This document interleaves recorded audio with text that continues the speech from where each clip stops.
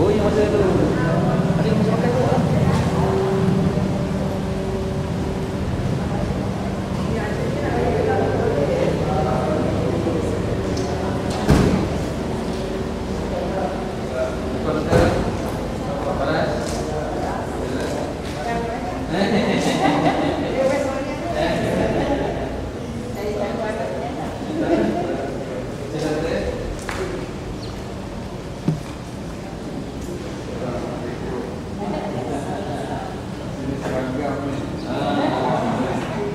Dia tak boleh banyak ragam. Kalau dia satu ragam tu dia banyak.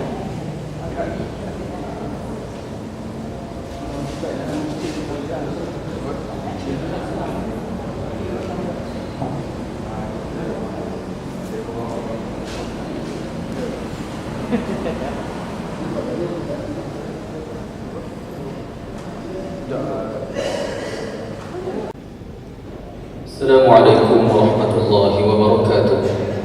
Alhamdulillah rabbil alamin, wassalatu wassalamu ala rasulil amin, sayyidina wa maulana Muhammadin wa ala alihi wa sahbihi ajma'in. Subhanaka la ilma lana illa ma 'allamtana innaka antal alimul hakim, wa la hawla wa la quwwata illa billahil aliyyil azim. Tuan-tuan dan puan-puan hadirin yang dirahmati Allah Subhanahu wa taala, bagi memberkati majlis kita pada malam ini, marilah sama-sama kita membuka majlis halaqah Bukit Jelutong kita dengan umul kitab Al-Fatihah.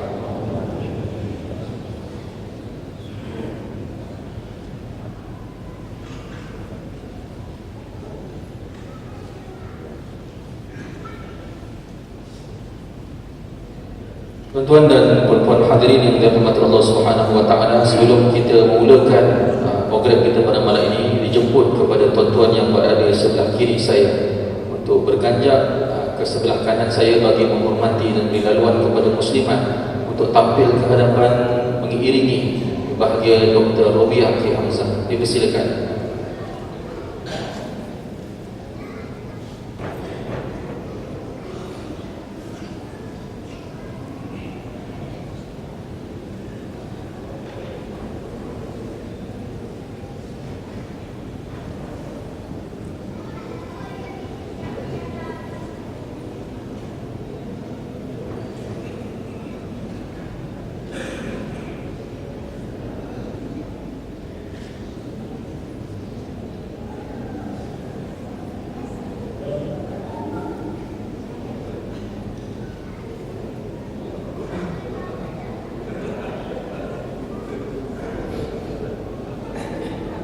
Dijemput kepada berbagai Ustaz Saidul Hisham selaku moderator kita pada malam ini, diiringi dengan dijemput kepada Dr. Izhar Arif juga sebagai panel kita pada malam ini bagi membicarakan halaqah Bukit Jelutong yang bertajuk Rahsia di Sebalik Isra dan Mi'raj. Tuan-tuan dan hadirin yang dirahmati Allah Subhanahu wa taala, hanya tinggal beberapa hari sahaja lagi kita akan mengalami dan mengingati semula peristiwa Isra Mi'raj pada tahun 1435 Hijrah pada kali ini.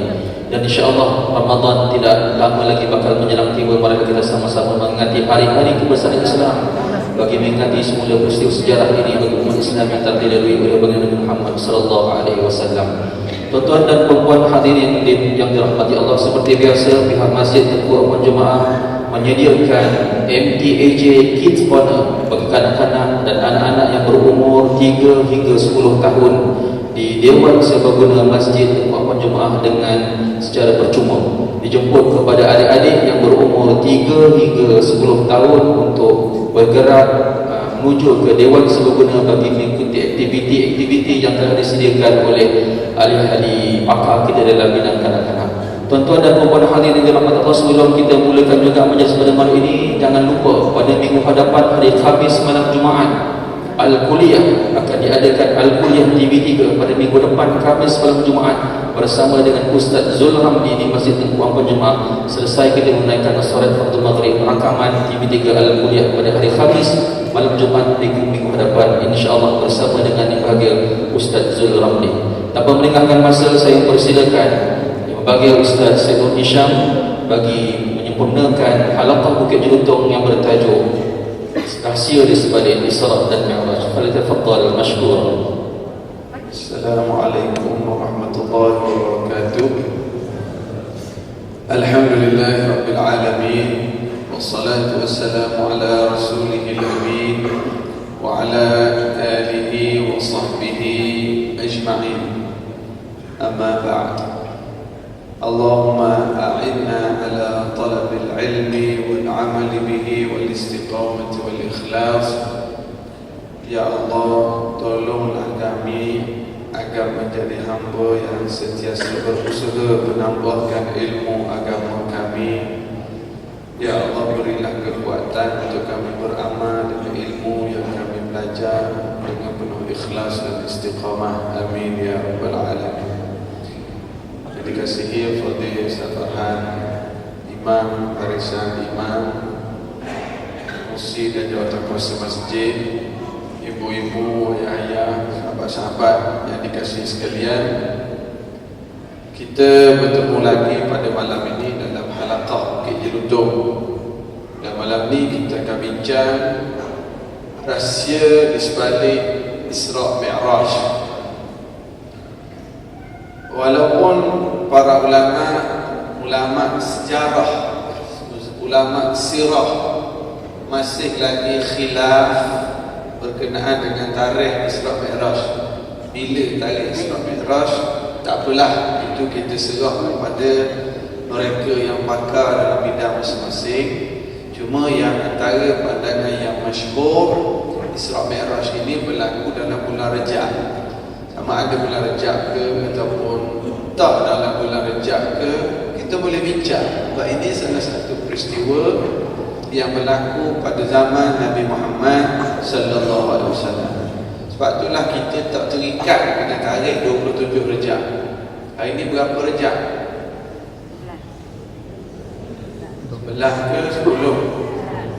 9. Hari ini berapa Mei? Itu ijma'. Mei confirm ya. Rejab kami tahu Ustaz, 11. Alhamdulillah. Senang nak ingat kan, tahun ni dia sekali Mei Rejab, senang ingat sikit. Jadi Alhamdulillah, bersama kita pada malam ini dua orang panel yang hebat di Malaysia kita ni. Alhamdulillah, masing-masing pun sibuk, banyak program, banyak urusan. Jadi Alhamdulillah dapat meluangkan masa bersama dengan kita pada malam ini. Di sebelah kiri saya, ahli panel yang pertama, Al-Fadil, Al-Ustaz Dr. Izhar Arif bin Abdul Karim. Apa khabar Ustaz? Sihat Ustaz? Sihat? Alhamdulillah. Ustaz Izhar, Pensyarah Jabatan Syariah. Ustaz Dr. Izhar, Pensyarah Jabatan Syariah Universiti Kebangsaan Malaysia. Tuan-tuan selalu tengok dah Ustaz Izhar ni, banyak Dewi Sembilan pun ada dia, Astro Oasis pun ada dia, Dewi Hijrah pun ada dia, RTM pun ada dia, Orang Berdana banyak. Ustaz Izhar bawa balik dari Singapura pagi tadi. Sebaik flight dalam radar, jadi boleh sampai lah, Alhamdulillah. Sama kita pada malam ni di Singapura malam tadi. Malam tadi Singapura, malam ni Bukit Jelutong, malam esok Vietnam. Maknanya Alhamdulillah dapat luang masa bersama kita pada malam ini. Dan juga di sebelah kanan saya panggil Umi Al-Fadilah Dr. Rubiah, merupakan seorang motivator, seorang juga salah seorang pendakwah kita di Malaysia ni. Dulu kita tengok Dr. Rubiah dalam rancangan Ustazah Pilihan, dan juga banyak juga rancangan di KCTV, kongsi nasihat dan pengalaman masyarakat. Dan saya sendiri personally, saya ingat sangat, saya tanya dulu sekali, Mi, tolonglah pesan, kita ni orang muda, orang belajar ni. Saya ingat sangat pesanan dia, be punctual. Punctuality penting, menepati masa. Itu yang kita pegang sangat tu. Alhamdulillah. Okey, jadi malam ni kita nak bincang tentang rahsia di sebalik Isra' Mi'raj. Mungkin kita tak bincang dah naik langit ni, naik langit ni, naik langit ni, jumpa Nabi ni, jumpa Nabi ni. Mungkin kita tak bincang dari aspek detail sedemikian. Cuma kita akan bincang rahsia dan falsafah yang kita boleh ambil dari sebalik peristiwa Isra' Mi'raj. Yang mana kita tahu zaman Nabi dulu dari Mekah ke Palestin mengambil masa sebulan. balik sebulan. Tiba-tiba Nabi Muhammad sallallahu alaihi wasallam kata pergi dalam satu malam. Naik langit pula, turun balik. Masa tu Saudi Airline tak ada lagi. Air Asia lagi tak ada. Kan? Nabi dakwa pergi dalam satu malam. Logik atau tidak? Zaman tu orang pergi sebulan, balik sebulan. Nabi kata pergi semalam, naik langit, turun balik tu malam yang sama. Logik ke tidak? Berani kata tak logik? Tak nak jawapan panjang, nak jawapan logik atau tidak? Logik atau tidak? Ada kata logik, ada kata tidak. Ni khilaf ulama Bukit Jelutung. Saya tak nak jawab lagi. Kita pergi pada panel kita yang pertama, Fadil Ustaz Izhar. Isra, perjalanan malam tentang Isra. Jadi kenapa peristiwa Isra Mi'raj yang mukjizat ini Allah pilih berlaku pada waktu malam? Mungkin ada satu signifikan, ada falsafah di sebalik Isra, sebab perkataan Isra itu sendiri memberi makna perjalanan malam. Saya Ustaz Izhar dulu, dan untuk pusingan pertama ni 20 minit 20 minit seorang ni kalau nampak saya gerak tapi masih kalau tak berhenti tu saya akan cakap cukup lah tu, sebab kita takut kambing kita sejuk kat belakang. Silakan Tuan. Kambing. Bismillahirrahmanirrahim. Alhamdulillah wassalatu wassalamu ala Rasulillah wa ala alihi wa sahbihi wa man tabi'ahum bi ihsanin ila yaumiddin. Rabbi shrah li sadri wa yassir li amri wahlul 'uqdatam min lisani yafqahu qawli, amma ba'd. Yang saya hormati dan saya kasihi sahabat saya Al-Fadhil Ustaz Said Nur Hisham, dan juga sahabat panel saya Dr. Robiah. Dah lama tak jumpa rasanya. Dulu last kita jumpa kat Astro, lepas tu hilang dah ke mana. Tapi begitulah tuan-tuan dan puan yang dirahmati Allah, setiap manusia ada tanggungjawab masing-masing. Muslimin muslimat, hadirin hadirat yang dirahmati Allah, Assalamualaikum warahmatullahi ta'ala wabarakatuh. Pertama sekali kita bersyukur kepada Allah kerana dengan izin dan limpah kurnianya, alhamdulillah, pada malam ini kita dapat juga bersama-sama berkongsi ilmu, saling ingat memperingati antara satu sama dengan yang lain. Seperti mana firman Allah Subhanahu wa taala, wa dzakir fa inna dzikra tanfa'ul mu'minin. Ingat memperingatilah kamu, sesungguhnya dengan ingat memperingati itu mendatangkan banyak manfaat dan faedah kepada orang-orang yang beriman. Saya pada awalnya saya rasa takut sungguh hari ini. Hari ini hari yang saya takut, saya tak tahu kenapa. Semalam masa saya bertolak petang semalam ke Singapura, kapal terbang tak boleh naik. Dia dah naik tapi separuh. Dia main pusing, kita tak tahu kenapa. Dia naik sampai dekat awal terbang sangat, dia melekat punggung. Dan kali dia main kawasan pusing naik sikit, pusing naik sikit. Bayangkan tuan-tuan. Lepas tu kebetulan pula pramugari yang agak tua sikit lagi. Dia nampak kelang kabut macam kata dia kelang kabut, aku lagi kelang kabut. Tapi alhamdulillah selamat juga sampai di Singapura. Pagi tadi jadi pula kapal terbang lain pula. Ini bergekok, bunyi pula tak. Sebiji macam kapal terbang yang jatuh dekat Indonesia. Ni kita buat hati pramugari promo ke? Tapi nak cerita lagi tuan-tuan puan, bila berlaku saat-saat seperti itu, kita akan ingat Allah Ta'ala. Idza jaa ajaluhum la yastakhiruna sa'atan wa la yastaqdimun. Betul, bila Firaun laknatullahi alaihi sampai di saat dia nak mati, dia kata amantu, beriman pada Tuhan, dekat-dekat nak mati. Ini ada falsafah di sebalik. Sama juga saya nak cerita pagi tadi. Saya duk getah-getah, bergegar kata, sampai kan orang Singapura terkejut semua. Ada orang yang nampak yang tak pakai tudung, cepat-cepat macam tarik baju nak tutup kepala. Biar takut biar mati dalam iman. Sebab dia tu orang Islam, cuma semua tak pakai tudung lagi. Tapi nak cerita lagi, saya entah macam mana, tengah tidur sedar, tersedar tu keluar mata. Punyalah takut tuan-tuan perempuan. Saya kata aku nak cakap apa pada Allah Ta'ala kalau aku temu Allah masa ni. Tengok pula bawah tu, kapal terbang pula bawa macam ni. Saya tak tahu kenapa. Tak tahu lah kenapa, sebab kita sangat takut. Bayangkan tuan-tuan perempuan, inilah yang saya katakan bahawa kita ni kena banyak ingat kepada Allah. Sebab mati itu bila-bila masa.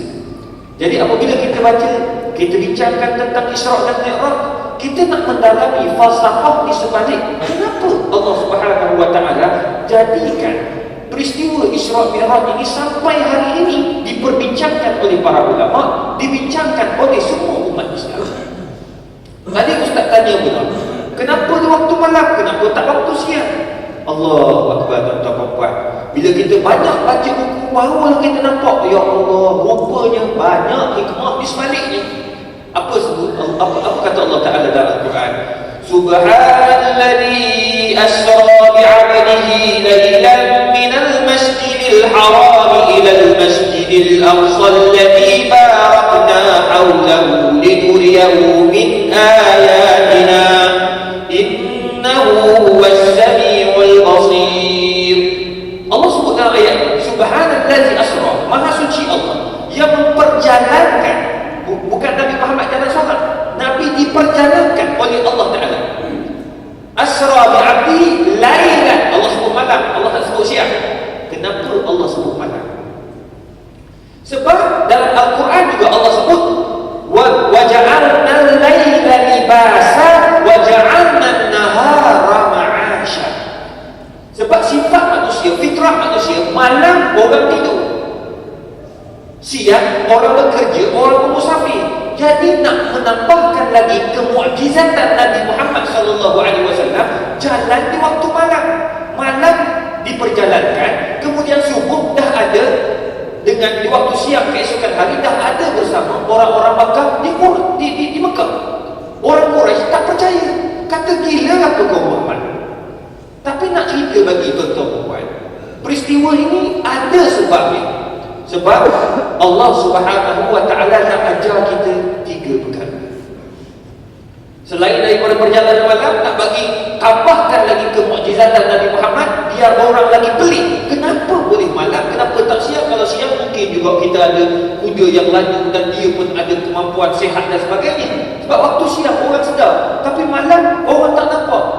Jadi orang tak nampak, tak ada bukti. Jadi sekarang ini hanya orang yang beriman akan beriman. Itu sebab yang orang pertama yang beriman adalah Abu Bakar. Abu Bakar beriman tanpa cakap banyak. Ini kuatnya Abu Bakar. As-Siddiq disebut As-Siddiq.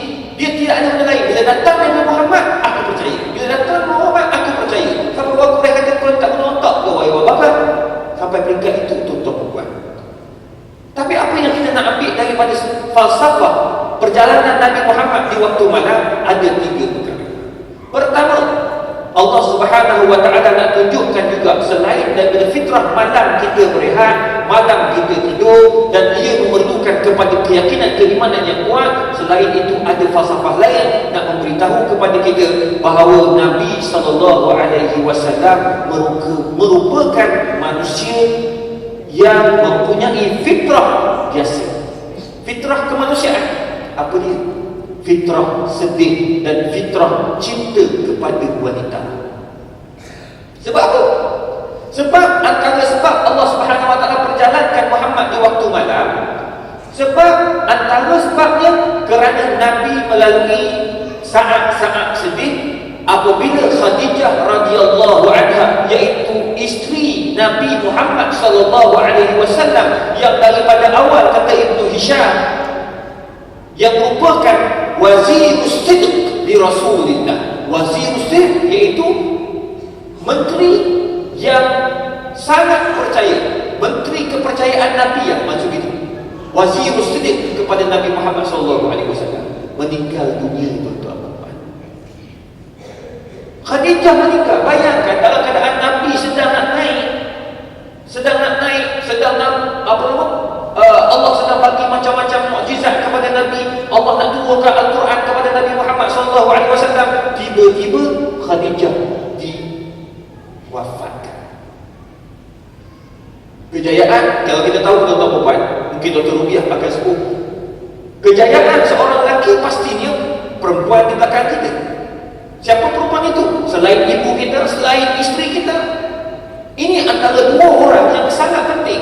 Antara yang Nabi nak tunjuk dekat sini, iaitu isteri Nabi SAW, Khadijah.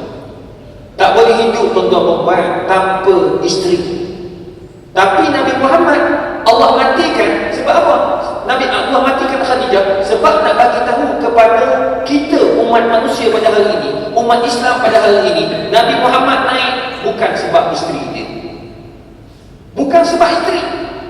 Saya naik, berjayanya saya sampai peringkat sekarang ini, kalau tak kerana ibu saya yang senantiasa mendoakan saya, tak kerana isteri saya yang sentiasa sabar dengan perangai saya, keluar pagi balik awal malam. Awal malam dekat-dekat pukul 12, awal malam. Awal pagi. Itulah nak buat macam mana. Kadang-kadang duduk dekat masjid, orang tanya soalan pula, halal haram. Nak buat macam mana? Jawab, sudah dah pukul 10. Lepas tu jamu pula kambing. Sembang, pukul 12, pukul 11. Waktu balik tak, tengok nak cerita bagi tuan-tuan. Isteri sama, kalau tak kerana isteri kita, maka takkan berjayanya kita. Tapi Nabi Muhammad lain. Nabi Muhammad berjaya bukan sebab isteri. Allah tak bagi pun. Allah kata bila kamu nanti berjaya, kamu naik, kamu hebat, bukan kerana Khadijah, tetapi kerana Allah Subhanahu wa taala. Wallahu ya'simuka minan nas. Allah yang jaga kamu wahai Muhammad, bukan Khadijah. Tak lama daripada itu, dalam riwayat Ibn Hisham kata 1 bulan 5 hari je. Siapa pula yang meninggal? Abu Talib, bapa saudara kepada Nabi Muhammad SAW, yang sentiasa jaga Nabi Muhammad. Bayangkan, Abu Jahal datang, Abu Lahab datang, nak pukul Muhammad, nak marah Muhammad, nak hina Muhammad. Siapa yang defend kalau tak Abu Talib? Allahu Rabbi, tuan-tuan. Bapa saudara yang sangat hebat ni. Sehingga kena riwayat bila matinya Abu Talib ini, tuan-tuan perempuan, terus datang orang Quraisy, Nabi semayang dekat depan Kaabah yang hari ni kita semayang ni, letak pasir, baling salah jazur. Apa itu salah jazur? Perut unta letak atas kepala Nabi Muhammad SAW tengah sujud. Siapa yang datang alih? Fatimah radhiyallahu anha, anak Nabi Muhammad SAW dengan Khadijah. Datang buang kekotoran atas badan ayahnya. Kalau pasir dia buang pasir ke atas kepada Nabi Muhammad dan yang melekat pada dahi-dahi Nabi Muhammad SAW, sambil menangis dengan mengata, "Ya Abah, kenapa orang buat kamu macam ni?" Sampai peringkat itu menangis Fatimah radhiyallahu anha. Fatimah menangis. Kemudian Nabi SAW jawab pada Fatimah, "La tabki ya nati, fa inna Allah mani'un abak." Jangan menangis wahai anakku, sebab Allah jaga aku. Dua. Maksudnya tuan-tuan, kita ni, kejayaan kita kalau manusia biasa, mesti fitrahnya ada isteri, ada bapa saudara, ada keluarga yang defend kita. Manakala yang ketiga yang menyebabkan Allah perjalankan Nabi Muhammad di waktu malam, Allah Subhanahu wa taala nak tunjuk kepada kita, tuan-tuan perempuan, siapa Muhammad sallallahu alaihi wasallam. Siapa Muhammad? Muhammadur Rasulullah. Muhammad itu Rasulullah yang mana tak pernah ingkar tentang arahan Allah Subhanahu wa taala. Bayangkan, kita kena sedih tuan-tuan, isteri baru meninggal, lepas tu bapa saudara baru meninggal, tiba-tiba datang arahan daripada Allah menerusi Jibril, "Wahai Muhammad, pergi ke Taif." Hantar outstation pula. Kita cuba bayang, baru berapa hari saja, isteri baru mati, bos hantar kata pergi ke London kejap. Mau kita nak pergi? Bos, aku tak ada otak ke bos? Aku baru mati suami, baru mati isteri ni. Kita akan marah. Tapi Muhammad tak pernah marah. Nabi Muhammad sabar, Nabi Muhammad pergi pula. Lepas tu pergi pula ada KPI. KPI yang muda, kena dakwah orang Taif. Bayangkan masa tu tuan-tuan, orang Taif sangat benci kepada Muhammad. Muhammad tak sampai lagi,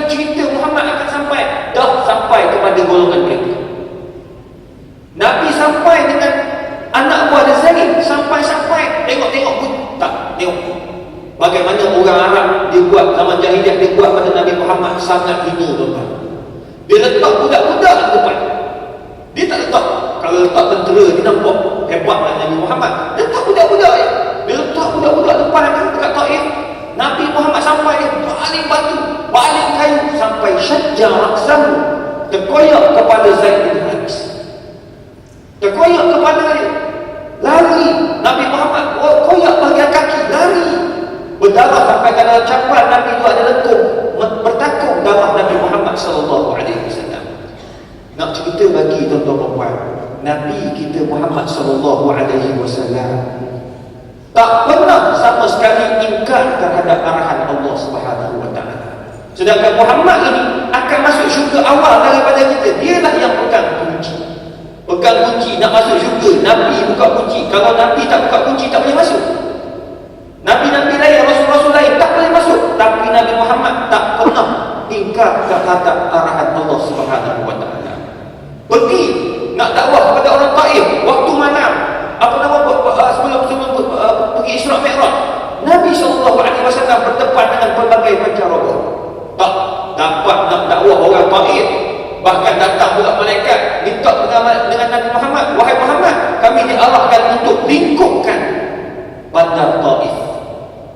Nak lingkupkan bandar Taif. Sedangkan Taif ni dia macam mencurang. Dia macam dua bainan jabalain. Dia bukit tengah ni Taif. Dia dua bukit ni, malaikat yang jaga bukit ni nak tutup bandar Taif dengan keruntuhan bukit lah. Maksudnya habiskan semua terus. Nabi tak bagi tuan-tuan. Nabi tak bagi. Bahkan Nabi doakan biar mereka ini dapat hidayah. Hari ini tuan-tuan, cuba tengok. Kita pergi Taif, saya pergi Taif, tak ada seorang pun orang kafir dekat Taif. Jangan kata gereja, jangan kata tempat lain, agama lain, tak ada. Semua agama Islam. Masjid penuh. Tak ada seorang kafir pun duduk dalam Taif. Ini berkat doa Nabi Muhammad SAW.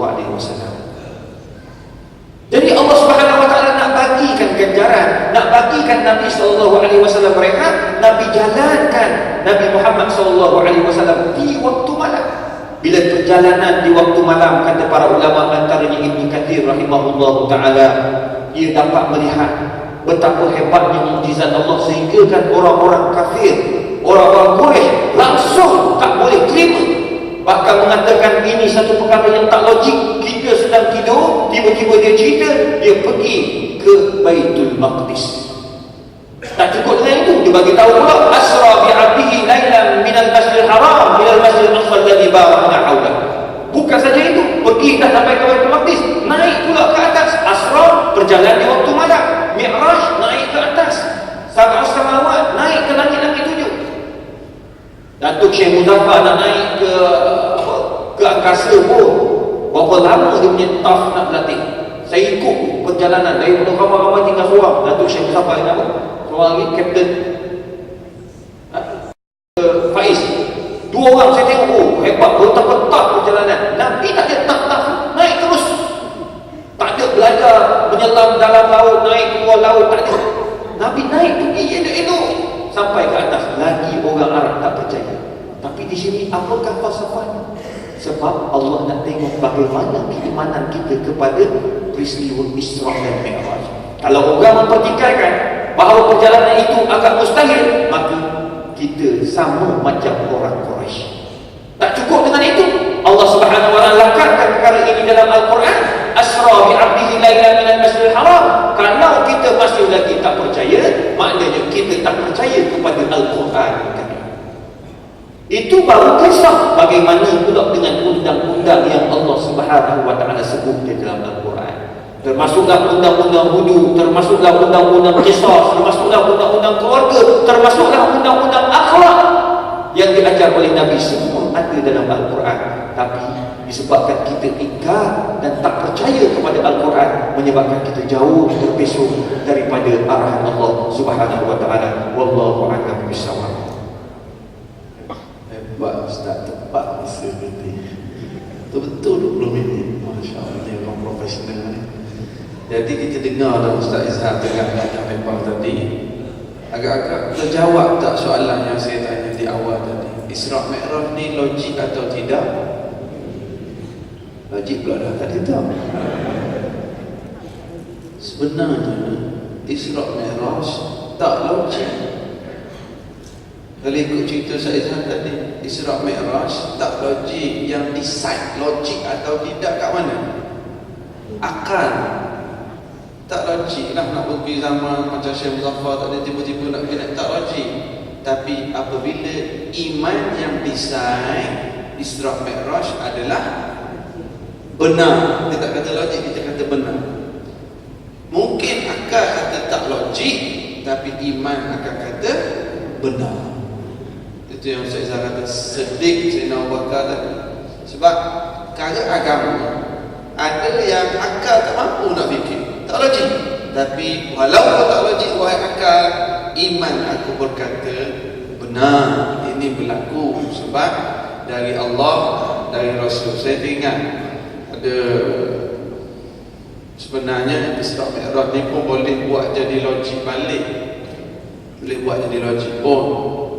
Buat satu analogi, kita balik kerja petang, kita pakai blazer kita, coat kita tu, on the way balik teringat anak kat rumah, kita pun beli gula-gula 5-6 biji letak dalam poket.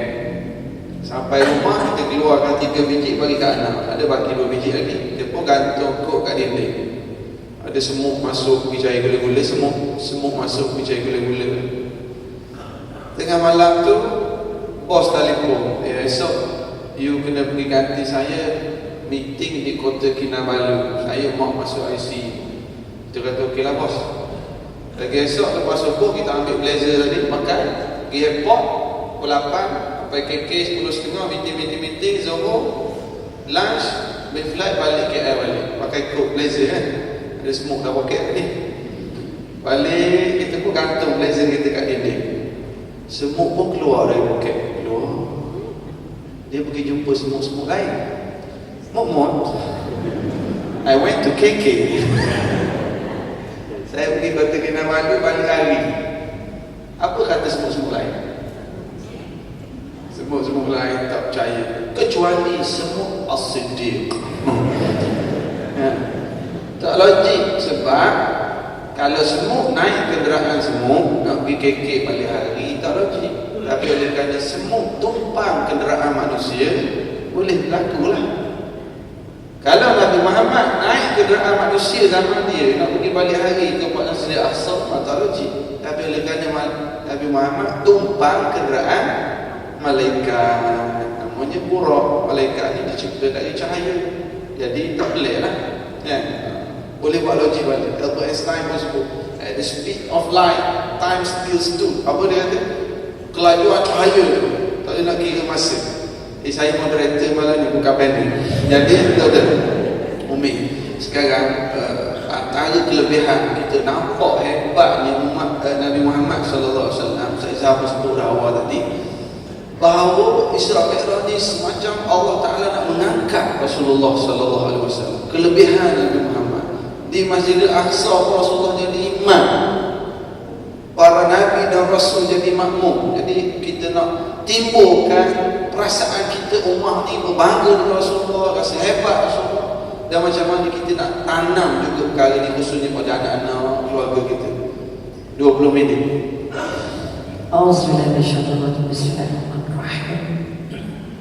Alhamdulillahirrabbilalamin. Assalatu wassalamu ala asyrafil anbiya'i wal mursalin wa ala alihi wa sahbihi ajma'in. Rabbi shrah li sadri wa yassir li amri wahlul 'uqdatam min lisani yafqahu qawli.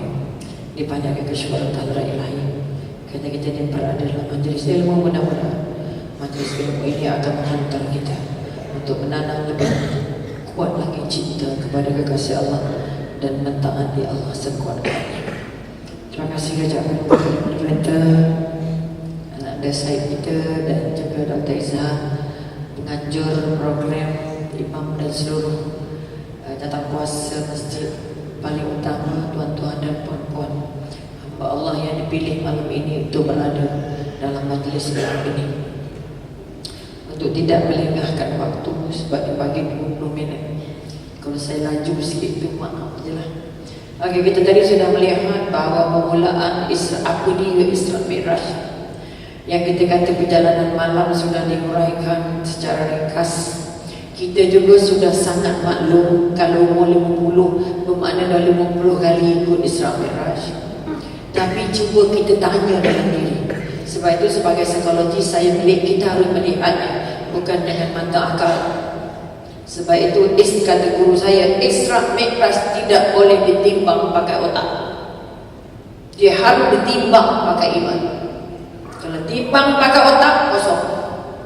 Mesti timbang pakai hakikat, pakai keyakinan. Karena tidak boleh dilukis pakai mata, tidak boleh diramal pakai apapun. Dan menjawab kepada soalan, bagaimana kita sudah 20 tahun, 50 tahun, 30 tahun melalui Isra Mi'raj. Tadi sudah dibacakan surah Isra ayat 1 oleh Ustaz. Mengapa surah Isra itu penting untuk kita? Sehingga ayat Maha Suci Allah yang menjalankan hamba-Nya itu diletak ayat pertama. Ini nak membuktikan kepada kita bahawa junjungan besar adalah satu-satunya kekasih Allah. Bukan utusan Allah sahaja, tetapi kekasih Allah yang Allah nak tunjuk martabatnya jauh lebih tinggi daripada utusan-utusan Allah yang lain. Sehingga Maha Suci Allah yang menjalankan hamba-Nya diakui sebagai hamba, dijalankan atas perintah Tuhan. Sebab itu di malam Isra Mi'raj Allah panggil Jibril, mari sini, kamu jangan zikir malam ini. Panggil Israfil, kamu jangan cabut nyawa orang malam ini. Israfil tolong teman dengan Jibril dengan Israel ini untuk turun ke syurga ambil urat. Kita pernah tanya tak urat tu apa? Tahu lah. Cucu tanya tu urat tu apa? Kenderaan lah. Tapi kalau cucu tanya atuk naik kereta apa? Kereta Alphard. Boleh spesifik, tapi burak tak boleh spesifik. Sebab itu setengah riwayat mengatakan Jibril dengan 3 orang malaikat terhebat datang ke syurga, angkat burak yang besarnya besar sikit dari kuda, kecil sikit dari keldai. Warnanya putih, ada kepak di tepi. Kakinya boleh panjang, boleh menurun, dan belakangnya juga boleh menurun. Boleh meloncat seluas pandangan mata. Duduknya di syurga. Ada 400,000 lebih burak di syurga. Kita nak bagi tahu, Isra Mi'raj bukan bahunya Rasulullah, tapi bahunya Allah. Allah nak angkat dari surah ini. Sebab di surah ini juga Allah cerita pasal Bani Israel yang diangkat Allah sebagai kaum paling hebat, akhirnya tersyukur terbuang dari negara sendiri kerana lepas dari pegangan kepada Allah. Umat Islam juga akan mengambil iktibar dari ayat ini, bahawa kalau kamu mengikut Rasulullah, you must be better than anyone else. Kita mesti lebih hebat dari orang lain, karena Allah sudah tunjuk bukti kat kita. Rasulullah tokoh kekasih Allah, utusan Allah paling hebat, dipanggil langsung untuk Allah. Kita boleh mampu atau tidak angkat jiwa ini, angkat kekuatan ini, angkat semangat ini untuk tanam pada anak kita, untuk bangun rasa cinta. Kalau tengok Hindustan boleh terpukau dengan pelakon Syahrukh Khan, tengok bola terpikat dengan pemain bola sepak kasut emas, boleh hafal senarai-senarai pemain, gratis, beli segala benda. Tapi kita tak mampu untuk cinta kepada tokoh yang sudah Allah angkat untuk jadi paling hebat. Ini kekuatan pertama yang nak diangkat. Mengapa kita harus tidak sekadar membacanya sebagai riwayat dan sirah, tapi harus mengangkatnya sebagai pernyataan perintah, amaran, tunjuk ajaran dari Allah. Allah bukan pampar saja-saja, nampak juga, nampak Allah potong lidah, nampak awal ini, nampak awal ini. Bukan saja-saja. Allah nak suruh kita sedar. Mengapa Allah paparkan simbolik, gambar-gambar dalam perjalanan Isra? Isra saja, dari Masjidil Haram ke Masjidil Aqsa saja, berbagai gambaran. Tapi kita tak mampu mengangkat ayat pertama surah Isra ini untuk membuat cinta kita melonjak setinggi-tingginya, mengatasi cinta kita kepada dunia dan seluruh isinya. Sebab itu kita nak angkat kekuatan.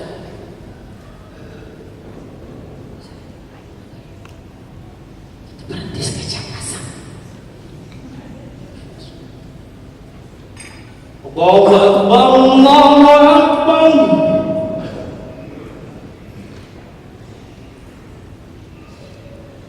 Allahu Akbar, Allahu Akbar.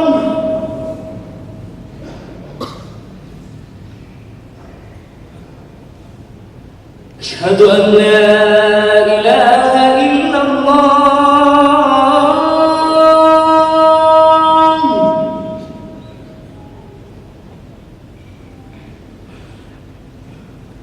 أشهد أن لا إله إلا الله.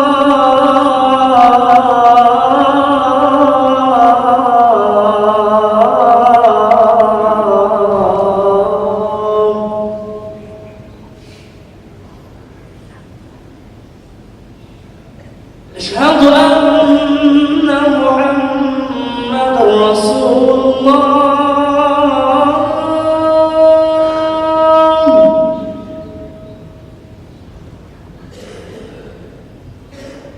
أشهد أن محمد رسول الله.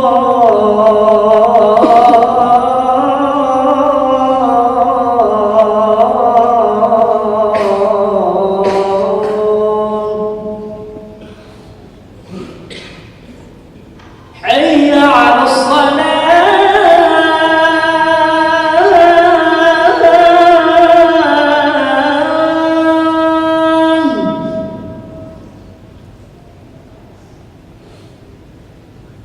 حي على الصلاة.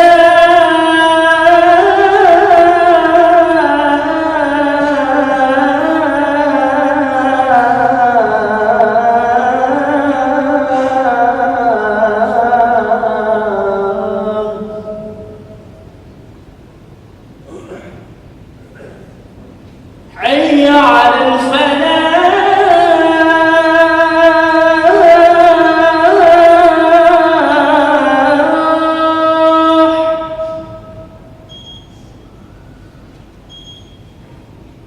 حي على الفلاح.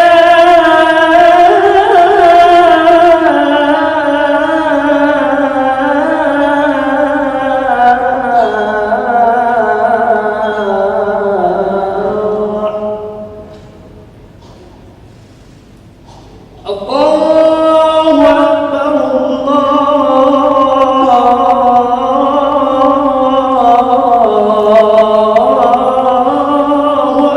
أكبر. لا إله إلا الله.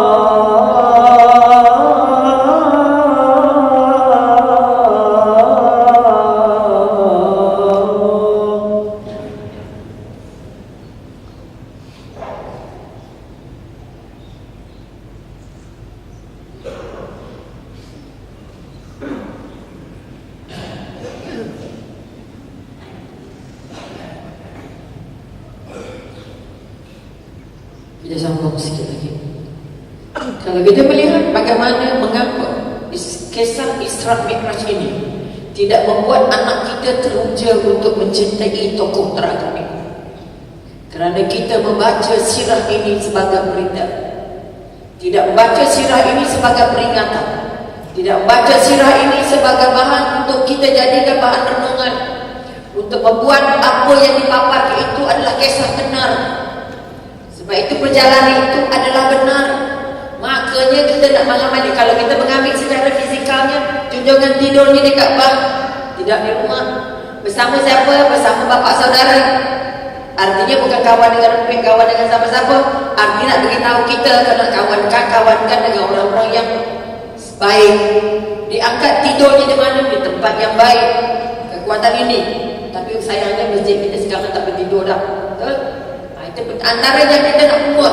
Tetapi paling besar ialah membaca peristiwa perjalanan dari Masjidil Haram ke Masjidil Aqsa. Ditemui, kalau ikut sirahnya, setengah sirah kata apa? Junjungan besar pertama solat sunat 2 rakaat. Itu kawasan pertama.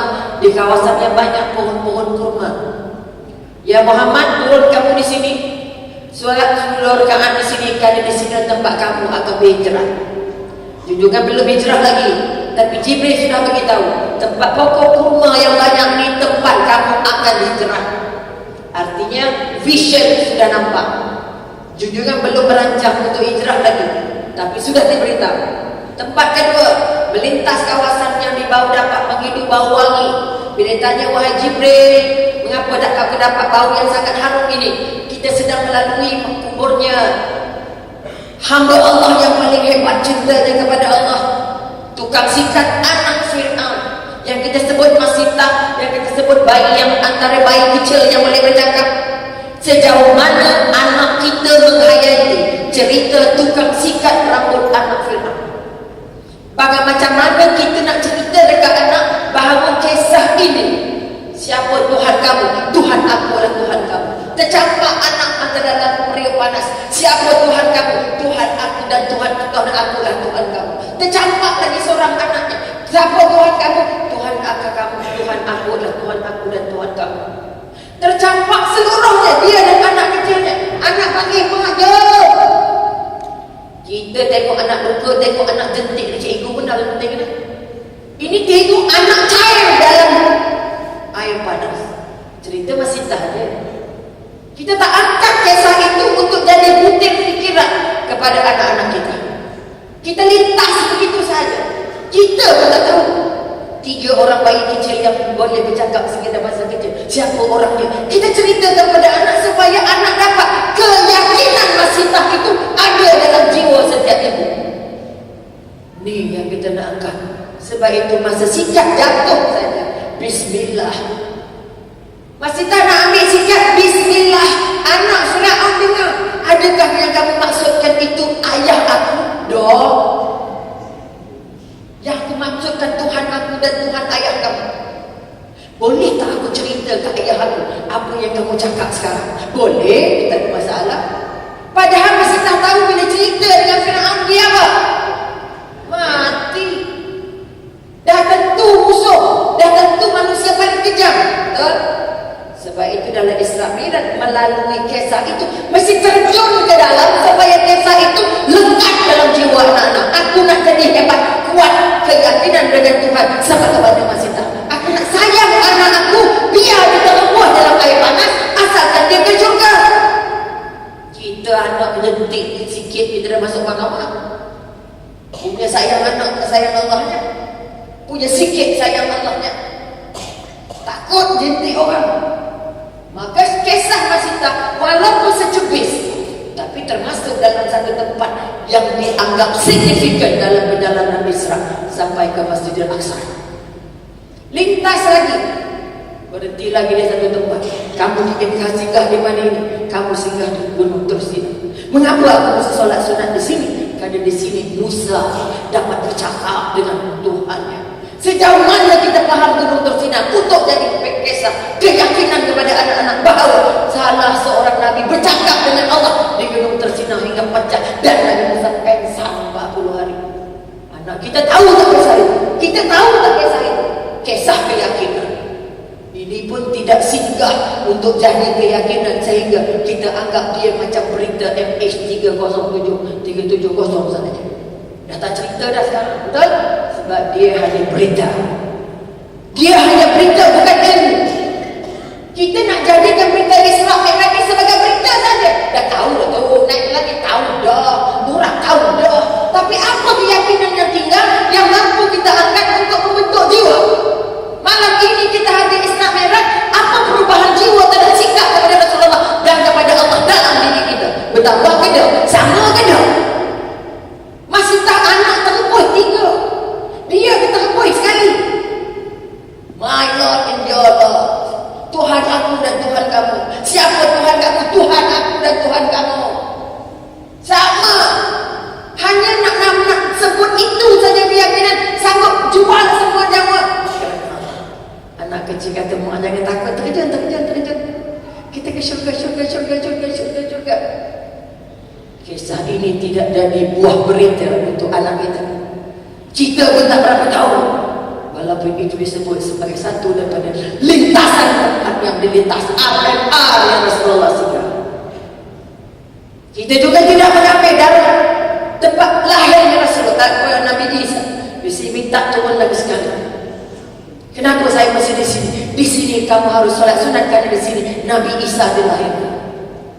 Kita tak ada bersirah Nabi Isa dilahirkan. Tahu Maryam jam 24 selesai. Cukupkah itu untuk membangun keyakinan anak-anak untuk kamu dari orang beriman? Kisah 25 orang rasul mesti mengalir dalam darah bersama darah kita. Kita mengaku kita beriman, tapi tak tahu Nabi Idris. Tak tahu ya, jarang sebut. Dan baik-baik.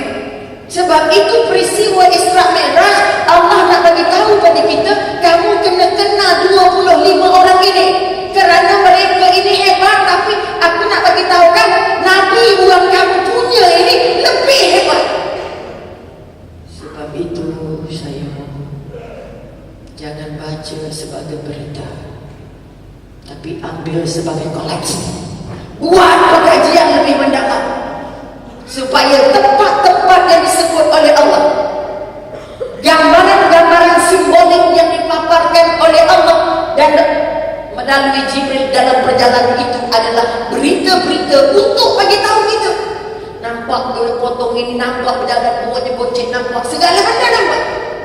Untuk kita bagi tahu orang makan riba begini, orang makan makanan yatim begini, orang rasuah begini, orang berzina begini, orang musik begini, orang begini. Tapi kita tak buat.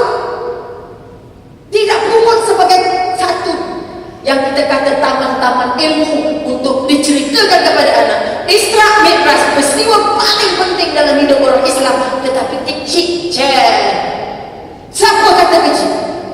Karena perintah paling besar diperolehi melalui peristiwa ini. Sebab itu anak kita tak rasa hebat solat. Tak solat tak rasa hebat. Solat leceh atau orang tua dia. Cuba perhati ramai orang muda pilih kita. Bukan kiri kanan je, ramai tak orang muda. Sebab Isra Mi'raj pada kita peristiwa satu daripada episod hidup, bukan untuk kita dengar saja. Sebab itu di mahkamah hadis kita dibuktikan sekali lagi akan kehebatan Rasulullah menjadi imam kepada semua ribuan malaikat yang menunggu dan juga semua utusan-utusan Allah menanti kedatangan Rasulullah. Sebab itu baca pakai hati supaya kita merasa, ya Allah, beruntungnya aku menabikan Rasulullah, Rasul utusan Allah yang paling disayang Allah, Nabi yang paling dicintai Allah, yang paling tinggi martabatnya.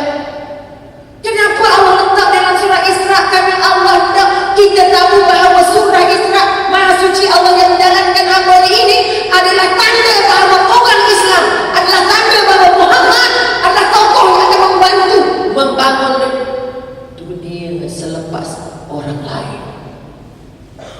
Sebab itu diletakkan dalam sirahnya. Mengapa Nabi diangkat, dijalankan, bukan jalan sendiri. Nak bagi tahu mahunya Allah satu-satunya. Ini kekuatan, ini harus bangun sebagai keyakinan, bukan sebagai peristiwa sahaja.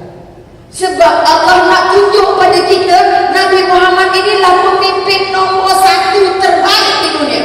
Dan Allah nak bagi tahu kita, kalau kamu taat Allah, taat perintah Allah, kamulah umat yang paling hebat di mata Allah. Tapi kita tak ambil kira peringatan ini. Kita anggap dia sebagai hari ini dalam sejarah sahaja. Mana mungkin Isra Mi'raj boleh menggugah jiwa kita untuk benar-benar memaksa dan meyakinkan kepada anak bahawa solat ini solat perkara paling besar. Pengalaman peribadi, sekolah menengah asrama penuh, sekolah menengah agama, sekolah tak agama, 90% anak tak cukup solat 5 waktu. Anak IPT lagi selesai tidur pukul 4 pagi, tak jumpa zuhurnya. Sebab itu jenayah-jenayah langgar perintah Allah lebih teruk daripada kemalangan jalan raya. Kita ada data kemalangan jalan raya, tapi kemalangan langgar perintah Allah kita anggap tak ada. Ada data? Siapa kolek? Tak ada orang kolek datanya, kerana menganggap data kematian jalan raya lebih besar dan lebih penting daripada data anak yang tidak sedar. Sebab kita tidak merasa berita tentang keberangkatan itu yang besar. Berjumpa Allah mendapat perintah solat itu kecil saja. Maka sekali lagi kita nak bangun kekuatan dari hari ini. Kita katakanlah langit 1, langit 2, langit 3, langit 4. Itu sangat penting. Menunjukkan pertemuan-pertemuan. Kalau kamu nak jadi hebat, jangan sombong. Kalau kamu nak jadi hebat, jangan sabar. Kalau kamu nak jadi hebat, ikut perintah. Sampai Sidratul Muntaha Nabi kata, jom Jibril naik sekali. Tak boleh. Aku hanya mengiring kamu sampai ke sini.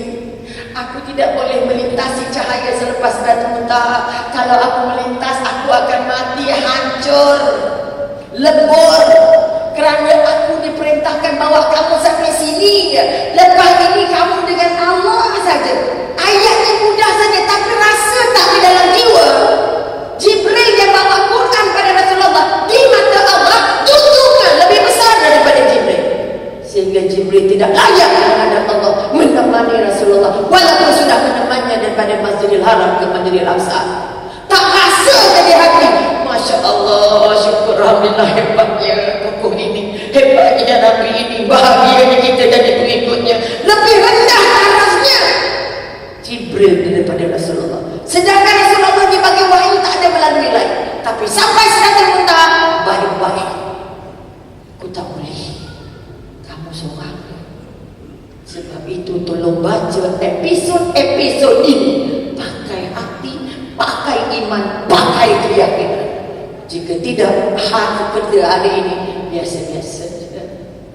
Mudah-mudahan beberapa detik-detik ini akan menyuntik jiwa kita yang kering dengan cinta Rasulullah. Sebab itu dipesan Imam Syafi'i, letak cinta Allah Rasulullah di hati, letak cinta dunia dan seluruh isinya, anak dan isteri di genggaman. Karena kamu pasti akan meninggalkan mereka. Kamu bawa cinta ini berjumpa Allah di akhirat nanti. Mudah-mudahan kita dapat memetik serba sedikit kebaikan dari pertemuan ini. Pengerusi dah pegang mic, tandanya subuh berhenti.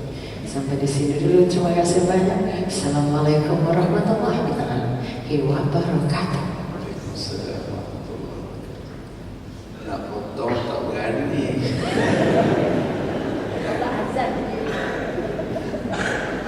Saya setiap kali berforum dengan Umi Dr. Rupiah, jadi rasa macam recharge semangat.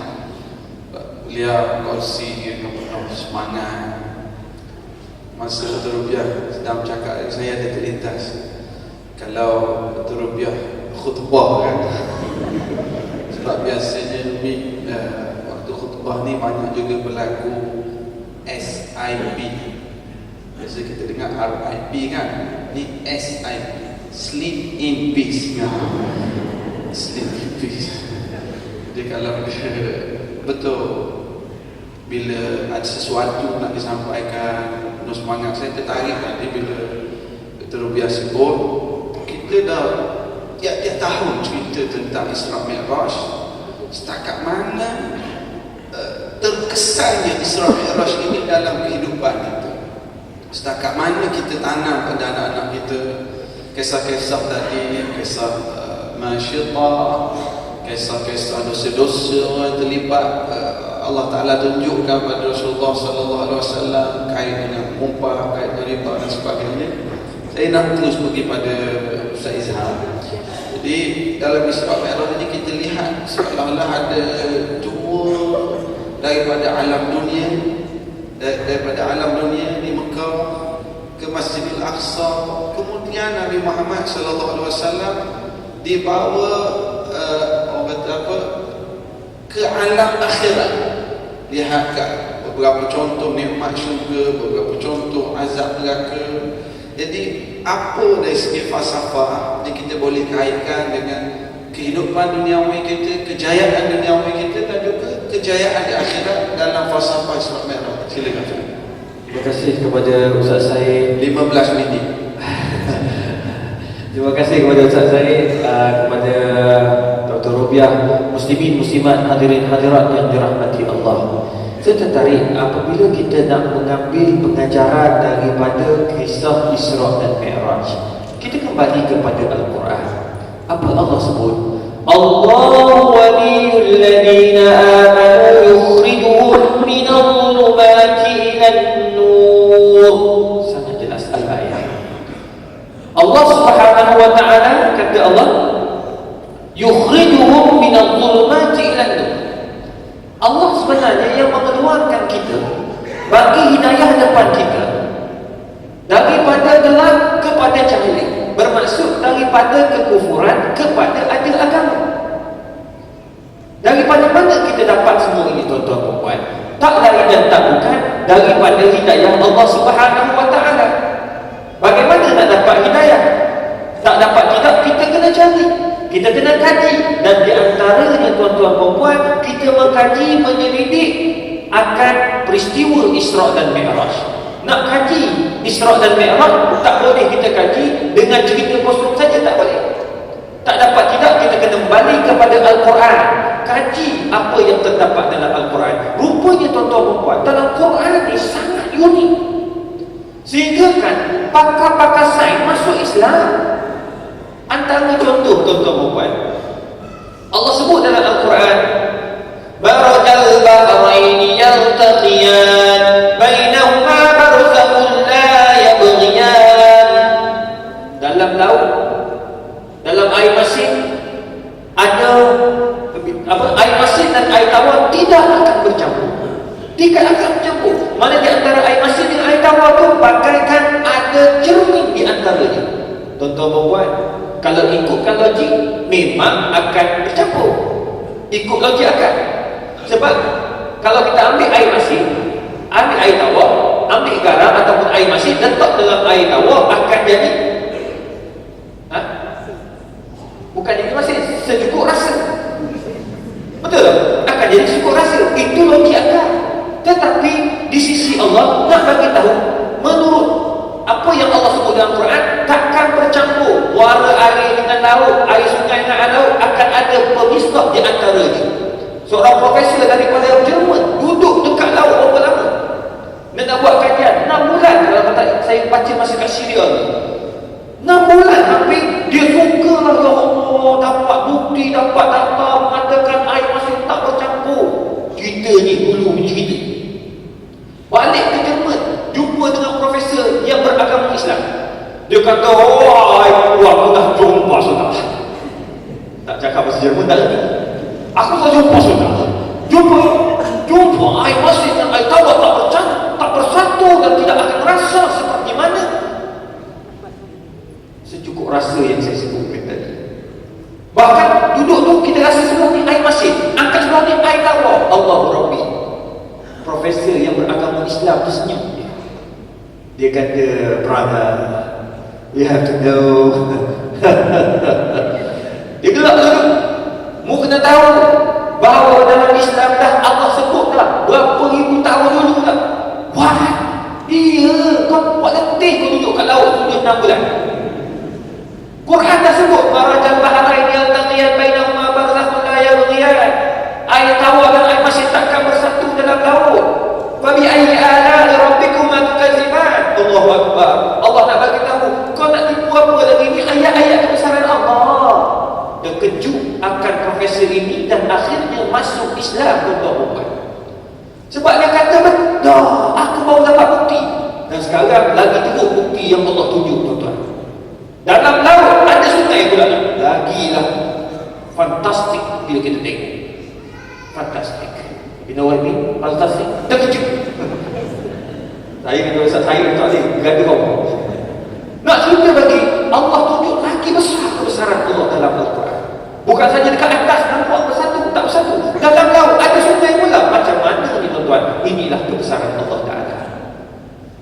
Jadi daripada sirah tadi, daripada sejarah Isra' dan Mi'raj, kita boleh ambil antara yang Allah tunjukkan dalam sejarah sirah Isra' dan Mi'raj. Nabi Muhammad dibawa berjalan dekat Mi'raj, dekat atas sana. Bawa berjalan menziarahi syurga, menziarahi neraka. Itu orang kata bawa jalan tengok apa yang ada dalam syurga, apa yang ada dalam neraka. Dan di sini pelbagai riwayat terdapat. Antara riwayat yang saya jumpa, yang saya baca, iaitu jumpa apa dia? dalam syurga, Nabi terdengar satu kawasan yang ada agak bising. Orang kata meriah betul. Macam datang masjid ni meriah kan? Kalau pergi kat kawasan rumah macam rumah hantu, takut tak? Gitu. Orang perempuan tobat tak masuk. Masuk kat hotel, tengok hotel. Ada patung gitu, lari tubik dia. Takut. Kalau masuk, ada orang tengah baca Quran, jiran sebelah duduk semayang, kita rasa happy. Jadi bila masuk, Nabi dengar WhatsApp, agak gembira, happening. Nabi tanya, "Mana ya Jibril? Apa ini ya Jibril? Tempat apa ni? Kawasan apa ni? Cantik pula, meriah nampak." Wa innahu li Bilal. Ini untuk Bilal bin Rabah, untuk apa? Bagaimana Bilal bin Rabah boleh ada dalam syurga, dia tak masuk Islam lagi? Dalam riwayat sampai bincang tak masuk Islam lagi. Ada riwayat kata dia dah masuk Islam. Tak mati lagi, dah ada dalam syurga. Come on man. Macam mana ini? Fa innahu li Bilal. Ni berlaku dekat Mekah. Bilal tak pindah ke Madinah lagi. Rupa-rupanya dalam riwayat ini dibincangkan. Para ulama kata Bilal ni ada perangai. Apa dia? Perangai yang pertama, semasa hidup Bilal bin Rabah, la yatrukul wudu. Dia tak pernah tinggal wudu. Wudu ketuk je puk ambil wudu. Ketuk je puk ambil wudu. You know what mean ketuk? Ketuk. Kalau kita ambil wudu je tutup. Itu kita doktor lah. Nak cerita tadi, perangai ambil wudu. Saya cuba amal ni Bapak. Saya cuba amal sebab saya ikut guru saya, Syekh Syuqi. Syekh Syuqi ni saya pelik semuanya. Masa zaman saya belajar dekat Syria tahun 1994 saya belajar. Dia fiqh Islam, fiqh Syafi'i. Dia sangat pakar fiqh Syafi'i. Tuan-tuan puan, bayangkan sampai waktu duha puk dia pergi sembahyang. Sampai waktu zuhur puk dia sembahyang. Tak ada dia ambil wuduk dah. Saya tanya dia, "Ya Syekh, mu tak ketuk ke? Tak kentut tak buang air ke?" Dia kata, "Ya Bilhar, malatana syait. Aku tak ada sesuatu nak tunjuk depan Allah illa ma alayya min wudu. Aku tak ada benda aku nak tunjuk." Padahal ini ulama terkenal tuan-tuan dekat Syria. Dekat Syria mengajar fiqh Syafi'i. Tu guru saya. Sebelum saya kenal mazhab Hanafi, Maliki, Hambali, saya kenal mazhab Syafi'i. Itulah guru saya. Dah tua dah pun. Dia kata, "Aku tak ada apa nak tunjuk." Allah Akbar. Kita tuan-tuan baru pergi balik haji, rasa bangkak gila. Saya ni nampak macam untuk syurga tau sekarang ni. Baru balik Mekah ni. Kat Mekah bukan main untuk makanan dan sebagainya. Ini ulama besar boleh kata aku tak ada apa nak tunjuk depan Allah kalau aku mati, kecuali wuduk yang aku bawa, kecuali wuduk yang aku ikut, seperti mana Bilal bin Rabah buat sampai ada dalam syurga. Allah Rabbi tuan-tuan. Sekarang ni kita walaupun hebat secara mana pun, apa salah kita ambil wuduk? Ketuk ambil wuduk lah. Allah, saya tahu orang dekat bilik jeluntung ni semua ada bilik masing-masing dekat pejabat. Kencing, ambil wuduk tu. Bawalah tisu ke kat apa ni, tuala sikit, ambil wuduk. Tak susah tuan-tuan. Kalau dia ambil 3 kali sekaligus. Kalau dia ambil wuduk tu 3 kali sekaligus, macam tu ada 2 jadi. Oh gitu. Ada juga simpanan tu. Dia tak boleh lah. Tak kira lah, yang penting simpan wuduk. Ambil wuduk tu tuan-tuan. Jaga. Saya cuba juga. Saya cuba amal. Alhamdulillah punya amal benda tu. Macam saya buang air katakan. Bukan tak. Saya ni manusia. Orang kata, "Ustaz buang air." Aku manusia. Memang kan buang air tu sampai wuduk. Sampai pelajar saya kat UKM tanya, "Ustaz ni selalu masuk air mesti basah habibat. Kaki Ustaz basah, tangan Ustaz basah." Saya ambil wuduk senang. Kalau saya nak gabung nanti semayang, saya tak payah kecoh-kecoh tu masuk ke tempat waktu semayang. Satu. Kita boleh ikut. Why not? Cahaya wuduk itu boleh bagi syafaat di akhirat juga. Bila dah duduk dalam syurga kerana itu. Selain itu, Bilal ini antara khadim lil muslimin. Orang pertama khadim untuk orang Islam kita pada hari ini. Dialah yang mula-mula yang mengelawakan azan dekat Madinatul Munawwarah. Bayangkan tuan-tuan. Nak cerita baik, kita ni walaupun profesional secara mana pun, engineer ke, arkitek ke, doktor pakar ke, pakar mata, pakar telinga, ikutlah pakar apa pun, kalau tak berani nak azan, come on lah. Mesti belajar azan tuan-tuan perempuan. Orang perempuan time sama-sama dia orang lah. Jangan pula tiba-tiba ikut saya cakap lah. Tiba-tiba dia masuk tadi ni, Allahu Akbar. Aku tak tahu. Saya balik. Imam jangan cari saya pula lagi. Orang perempuan tak payah sama-sama dia boleh lah. Untuk halau apa? Halau jin, kalau rumah seorang-seorang dia tahu suami tak balik lagi. Azan tak apa, tak ada masalah. Kita ni orang lelaki. Bila kadang-kadang Tok Bilal kalau dia masih tutup jangan berlaku lah. Tapi tak mustahil dia berlaku. Tok Bilal tu manusia. Kena-kena Tok Bilal bangun lambat. Kita dah awal subuh dah masuk. Apa salah masuk tau. Jadi bila pun tak kamar. Oh, alhamdulillah ada orang takut aku. Belum ni dok. Bila ada sakit masuk tolong. Tak boleh tutup. Tamam. Gigi palsu. Ada dia alasan gigi palsu lah. Gomang makhraj tak betul. Mentang-mentang tengok Ustaz Don 30 minit tu aja dah Allah. Mani yang Ustaz makhraj tak betul. Jangan risau. Buat dulu.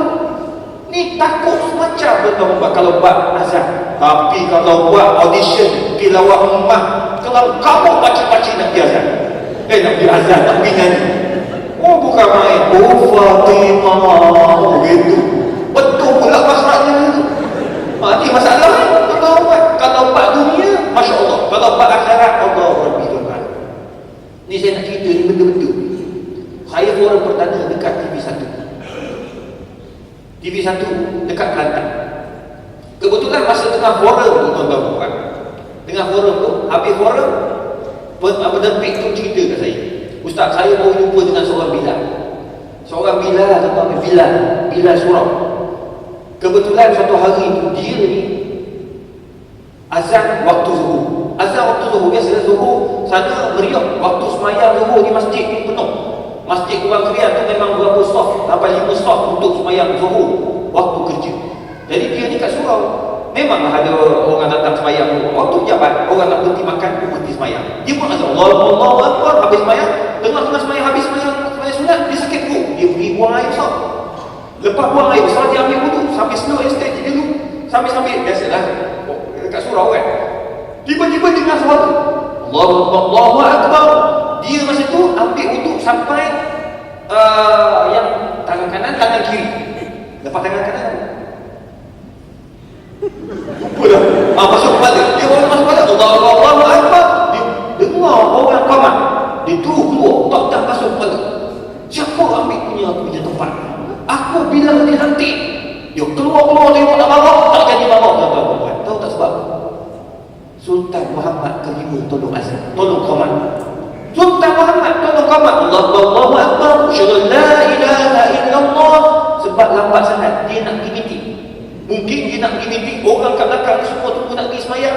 Nak semayang, nak pergi balik pejabat. Berdua masuk pejabat. Tengok tuan-tuan, pemimpin pun tak salah tolong azan.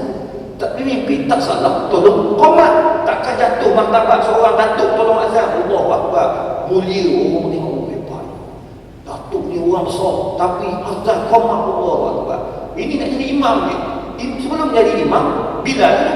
Sebab imam besar, dia punya tanggungjawab. Bacaan kena betul, makhraj kena betul. Jadi kalau betul tak ada masalah, why not? Terus lagi. Jadi nak cerita bagi tuan-tuan, ini yang kita boleh ambil bahawa nak masuk syurga ni sangat mudah sebenarnya, tapi kita tidak buat. Nak tunggu apa? Nak tunggu nanti kiamat datang baru nak taubat? Jangan tuan-tuan. Allah sebut dalam Quran, idza samaa'un syaqqat. Saya bila baca ayat ni, saya tengok terjemahan, saya tengok tafsir, sedih saya. Saya teringat kepada seorang sahabat saya yang duduk, kebetulan orang yang potong rambut saya ni. Saya pun potong rambut petang tadi, potong rambut sebab nak datang mungkin YouTube. Potong rambut. Dia ni orang Aceh. Orang Aceh. Dia kata, Ustaz, dulu saya tak semayang, dulu saya tak itu, saya tak baca Quran, saya tak. Sebab bila saya masuk ni, saya suka potong rambut tempat dia sebab dia suka buka Quran 24 hours. Time dia ada, dia buka Quran. Saya kata, kau ni tak suka dengan Quran. Selalu ke aku masuk kedai Indonesia, ada lagu gedek lah, lagu apa kan, Rudy tak Rudy, semua ada. Tapi kau ni lain. Dia kata, Ustaz, dulu aku tak semayang. Aku tak semayang. Ketika berlaku tsunami, Ustaz, benar Allah sebut, bila sama syaqqat, bila tengok langit terbuka, lain dah. Terbuka langit sok. Saya cerita pada awal pembukaan tadi. Kapal terbang gegar pun saya dah keluar mata. Takut tuan-tuan nak bertemu dengan Allah Ta'ala. Kalau mungkin tadi, kalau jatuh lah, tuan-tuan baca Fatihah confirm Al-Fatihah untuk Dr. Izhar. Dia lah yang sebutnya sambil-sambil tanya tak tahu tapi nak cerita dia buka Tapi tak ada nak potong rambut lah. tak. Tapi cerita lama dah. Saya ambil ceritanya ni. Tuan-tuan puan, masa tu nak cerita dia boleh kisah ni. Kenapa? Sebab ketika berlaku tsunami, dia berada dekat Aceh. Masa dekat Aceh, rumah Aceh ni, bila air bukan bila air macam kita. Masuk bila air comik kiri kanan, mu telanjang pun orang tak tahu. Sana dia kena pakai kain apa? Kain basahan. Dia itu sunnah Nabi, pakai kain basahan ni kita tengok segala-gala. Apa boleh tengok kita tengok. Kadang-kadang semua orang tengok pula. Pakai kain basahan sama sana. Dia punya bila air dia orang lalu tu nampak kita tengah mandi sebab dia style orang kampung punya kawasan kan. Jadi bila buka nampaklah orang lalu-lalu kat luar tu. Jadi dia pun tengah mandi ketika itu. Sudah mandi bunyi. Kuat pun dia tu. Kuat ustaz, sakitlah bunyi. Lepas tu bunyi pula orang lari. Nampak orang lari. Lari. Kau mana mereka yang berlari? Dia tengah mandi. Dia buka pintu. Bila buka pintu tengok. Lari. Kemana? Ini rumah aku. Orang tu lari. Dia kata lari kemana? Dia buka tu belakang. Apa yang belakangnya? Dia tengok daripada jauh. Nampak air yang sangat tinggi. Warna hitam. Tuan-tuan, dia masa tu pakai kain basah. Tahulah macam mana kain basah. Orang perempuan jangan bayangkan. Makruh. Orang lelaki nak pakai kain basah. Dia lari tuan-tuan, nampak air tu dia lari. Bunyi ingat yang dia akan mati. Confirm kalau kena mati. Sebab nampak kapal apa ada atas tu. Dia lari tuan-tuan, naik atas bukit. Sempat naik atas bukit. Dia kata nak sampai atas bukit tu Ustaz. Pelbagai pagar kayu atau pagar besi itu penuh. Aku tak tahu bagaimana aku sampai di atas. Waduh, gila. Bila aku sampai di atas sana, aku tengok, ya, orang semua gelimpangan mati. Menangis. Ada yang menangis. Ya Allah, anak aku, ibu aku, mak aku, anak. Bunyi macam-macam. Barulah dia sedar yang dia sedang terancam. Dia tengok, waduh, aku tak pakai apa-apa ni. Tengok orang depan, ramai lagi yang tak pakai apa-apa. Yang perempuan, lelaki, semua sama belaka. Dalam keadaan telanjang, tak ada baju. Tapi dia ni baju koyak-koyak, habis badan ni koyak, kena besi. Dia tunjuk, dia angkat dia punya perut. Dia angkat perut pula. Angkat baju dia, Ustaz tengok ini. Memang nampak dia buka dia, macam kena dawai. Dia kata, Ustaz, masa itu ya, saya ingat Tuhan. Saya kata Tuhan tak bagi aku mati masa ini untuk aku insaf. Dia tak kata apa. Bila berlaku macam tu baru insaf. Kita alhamdulillah Allah tak bagi berlaku lagi kat tempat kita, tak berani berlaku lagi tempat kita. Semua untuk kita muhasabah. Apa yang berlaku kepada sahabat kita di Aceh, apa yang berlaku kepada Nabi Muhammad SAW, yang Nabi cerita kepada kita, apa yang aku tengok di dalam syurga, apa yang aku tengok dalam neraka. Marilah kita sama-sama bermuhasabah. Adakah kita sekarang ini berada dengan apa yang Allah suruh ataupun tidak? Ingat, Allah telah sebut, in tansurullaha yansurkum wa yuthabbit aqdamakum. Kalau kamu nak menangkan agama Allah, kamu menanglah betul-betul. Sebab bila kamu menangkan agama Allah, kamu akan dijaga dan dipelihara oleh Allah Subhanahu wa taala. Wallahu a'lam bishawab. Terima kasih Ustaz Izhar. Perkongsian yang menarik pengalaman tentang Bilal dan Rabah tadi. Bilal seorang tokoh yang hebat, miskin dia Bilal, tapi tak mati lagi, tempatnya dah dalam syurga. Ya Allah, kita macam mana tempat kita selepas mati? Bilal, Nabi dengar tapak kakinya dalam syurga.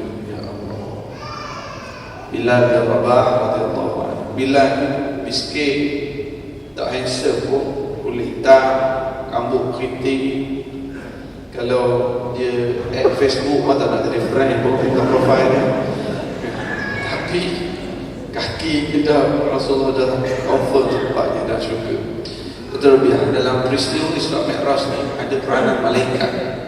Jibril, dan setiap langit yang Rasulullah naik itu ada malaikat yang bertanya siapa ni. Dan maknanya satu perkara yang penting dalam bab rukun iman kita, itulah keimanan, keyakinan kita bahawa tentang malaikat.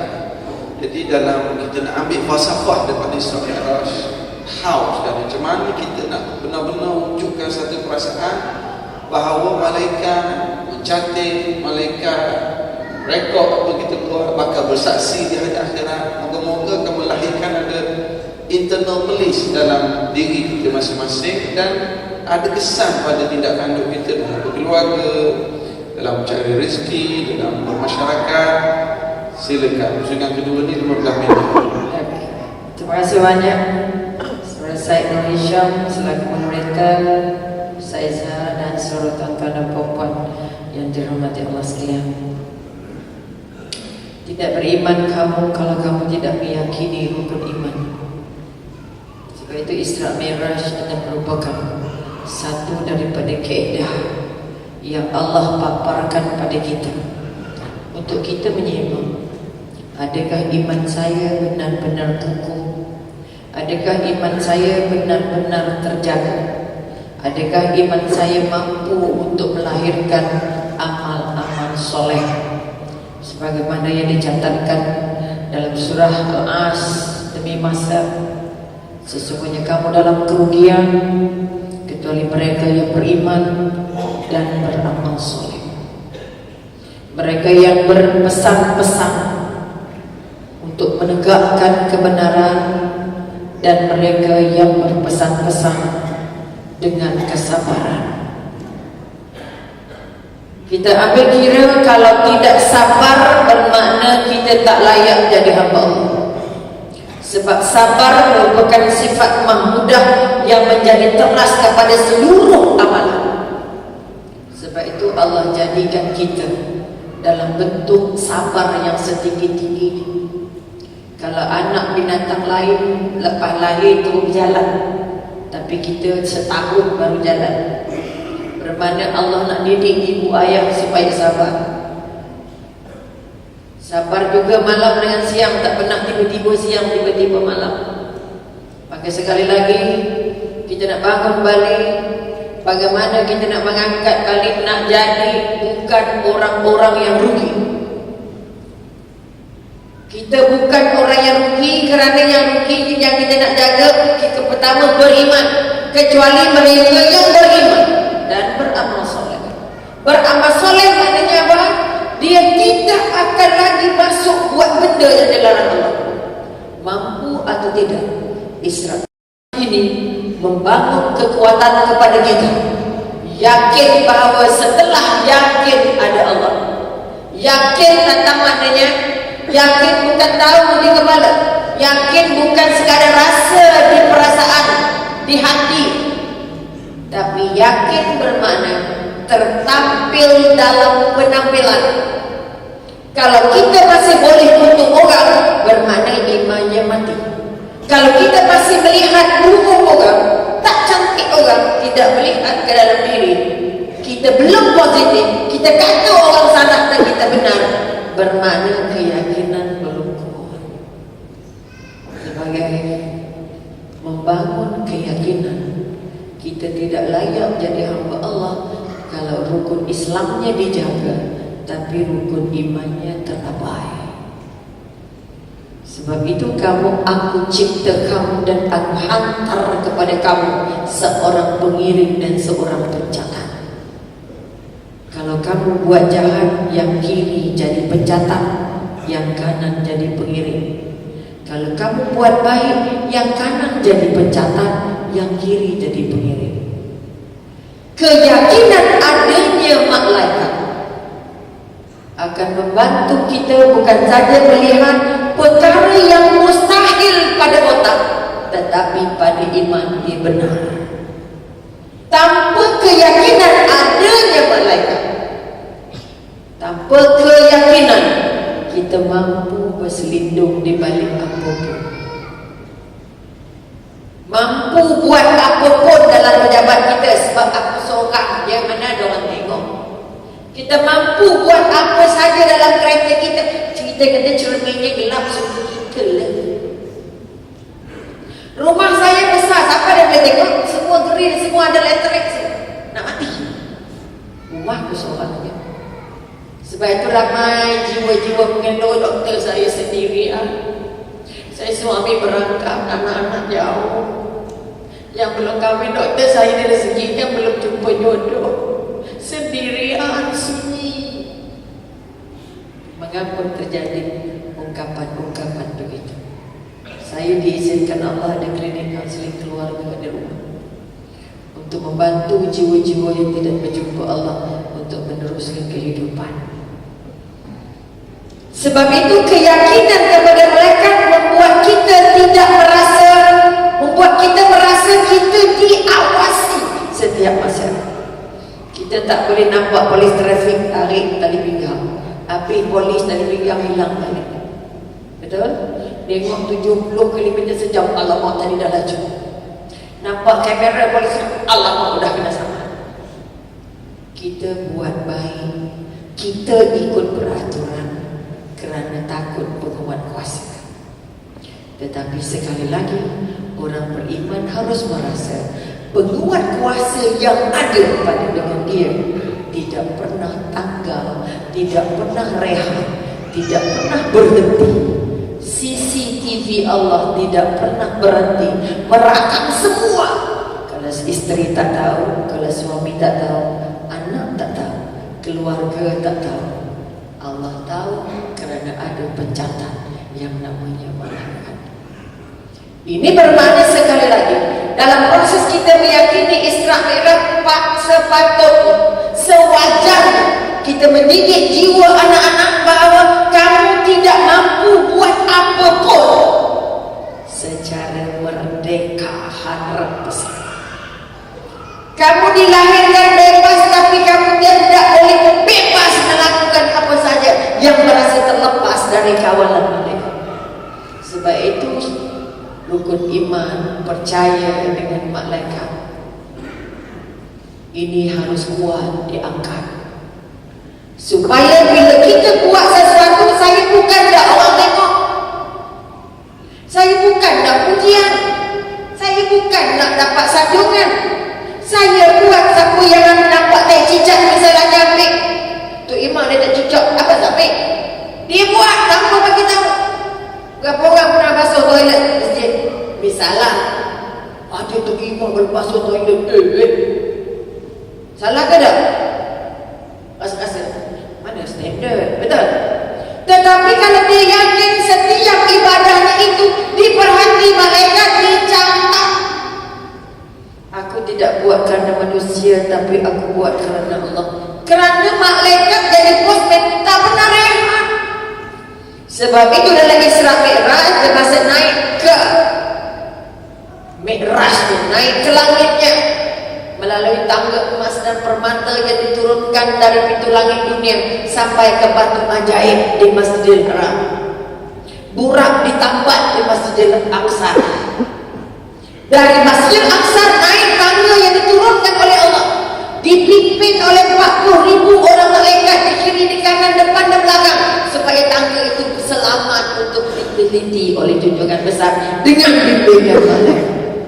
Kalau kita nampak macam mana ya, tapi jangan pakai otak sekali lagi.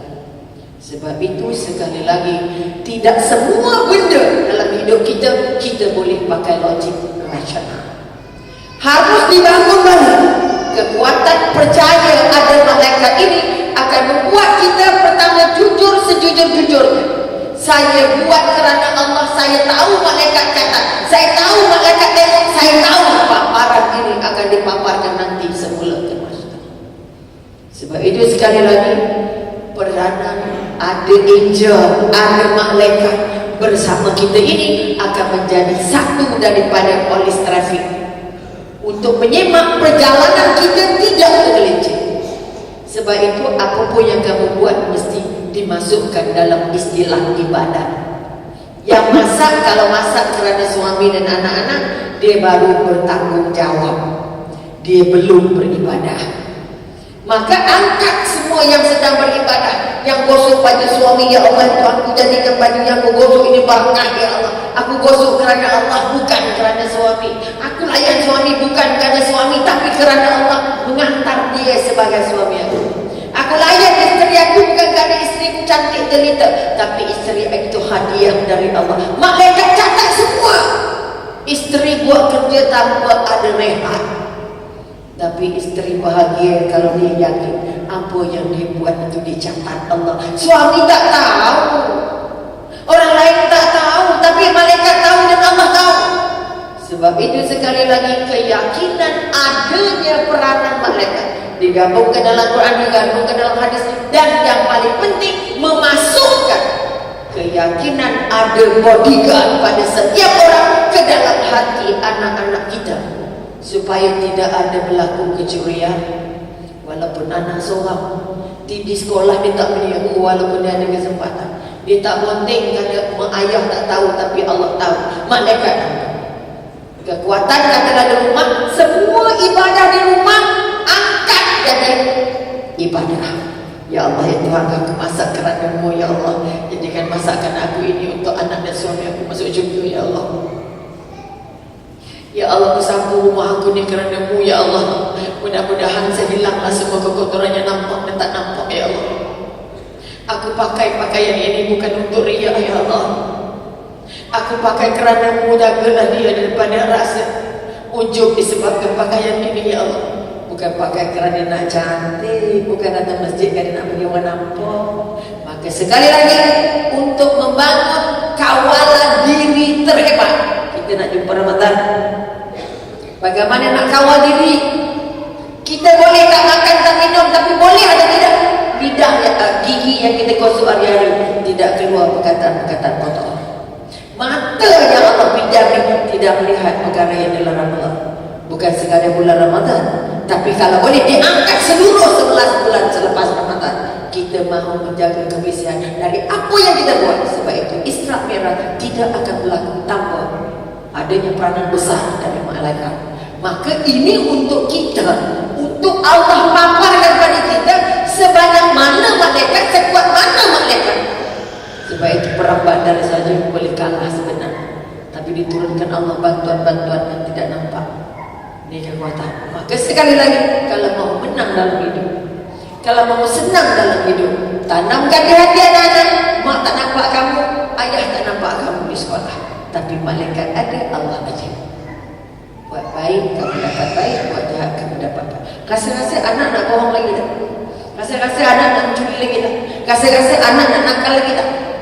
Sebab itu sekali lagi bangun keyakinan bahawa Isra Mi'raj memberi kita satu penjelasan bahawa setiap langkah yang dilalui oleh Rasulullah bukan maunya Rasulullah, bukan kuatnya Rasulullah, tetapi adanya tampungan dari ribuan malaikat yang membuat Rasulullah mampu diangkat. Akhirnya memberi pesanan-pesanan kepada kita sebalik selepas pulang dan kembali. Bermakna sekali lagi, Isra Mi'raj menjadi batu tanda, turning point untuk kita merasa malaikat dengan Rasulullah rapat sangat. Aku dengan malaikat rapat tak kau? Aku dengan malaikat dekat tak kau? Aku rasa tak malaikat terlibat dalam hidup aku? Kalau ini dapat diangkat dengan ilmu dan dengan keyakinan, maka penampilan-penampilan kita jelik mata ya Allah nampak. Jangan kamu memalingkan wajah kamu, dipesan pada dia. Kerana itu sekali lagi, keyakinan peranan malaikat dalam kehidupan akan membantu kita menjadi seorang hamba Allah yang imannya benar-benar bersih, keyakinan bertuhannya benar-benar kental, dan akhirnya kita meyakini bahawa hidup ini tidak bebas lepas, tetapi tetap terkawal oleh Allah dan malaikat-malaikat Allah. Keyakinan ini harus ditanam banyak-banyak pada anak, supaya anak mampu taati Allah walaupun di belakang kita, mampu berlaku jujur walaupun dia dapat untung dari berbohong. Oleh sebab itu sekali lagi, kita mengaku kita orang beriman, tapi tetap kalau dia solat, dia juga buat maksiat, dia solat, dia juga mengumpat, dia solat, dia juga kedekut, dia solat.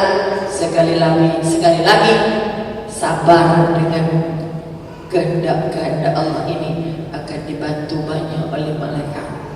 Kalau kamu mampu mengangkat kesabaran dalam perkataan kamu, mampu tak jaga lidah jangan keluar yang kotor, mampu tak bersabar mata jangan tengok lagi maksiat, mampu tak kaki jangan lagi tengok jahatnya orang, jangan lagi pergi ke tempat yang tak diredai. Maka sekali lagi kita nak bangun balik kekuatan meyakini rukun iman yang ke-apa?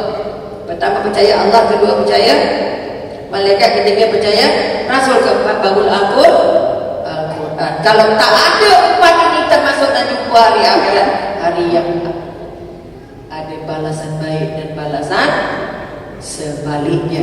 Maka sekali lagi yakinilah, kuatkanlah, gantungkanlah. Kalau kita sudah kerja solatnya sampai lebam daya tapi belum merasa aku sedang ditatap oleh malaikat, seluruh pergerakan aku dirakam oleh malaikat sebagaimana rakaman yang dilakukan sekarang. Jika keyakinan ini dapat diangkat dalam diri kita, kita dapat jadi contoh pada anak-anak, insya-Allah. Anak kita tidak perlu polis trafik, kita tak perlu balai polis, kita tak perlu banyak mahkamah, kerana kita sudah meyakini ada mahkamah di sana. Kita takut mahkamah di sini, kita takut mahkamah di sana. Ini kekuatannya nak ditanam. Saya tak bimbang pada orang dewasanya, saya bimbang pada anak mudanya. Sebab itu pengalaman bersama anak muda, sama di penjara, pusat serti, pusat perlindungan, pusat HIV, segala pusat lagi. Dan anak kita 90% tidak yakin dengan adanya Allah ini. Dan hari ini anak kita yang tukar akidah jumlahnya sangat menakutkan.